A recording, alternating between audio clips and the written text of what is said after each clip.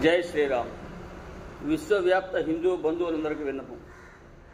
విషయం భోగి పండగ, మకర సంక్రాంతి, కనుమ పండుగల గురించి. చాలా ఛానల్స్లో ఈ నెల 13, 14, 15 పండుగలను చెప్తున్నారు. కానీ అది వాస్తవం కాదు. 14వ తేదీ భోగి పండగ, 15వ తేదీ మకర సంక్రమణం, 16వ తేదీ కనుమ, 17వ తేదీ ముక్కనుమ. ఇవి ఈ సంవత్సరం వచ్చింది.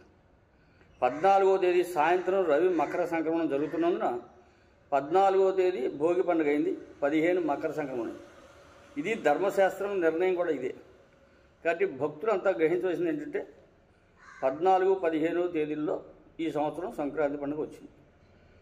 కాబట్టి భోగి పండుగ రోజున యథావిధిగా భోగి పండుగ, అట్లాగే మకర సంక్రమణ పుణ్యకాలంలో యథావిధిగా పితృదేవతలకి దానాలు, స్వయం పాకాలు ఇచ్చుకునే వాళ్ళంతా కూడా 15వ తేదీ పొద్దునే ఇచ్చుకోవాలి. ముందుగా ఈ విషయాన్ని అందరూ కూడా 10 మందికి షేర్ చేయండి. Please my channel subscribe. ధన్యవాదాలు.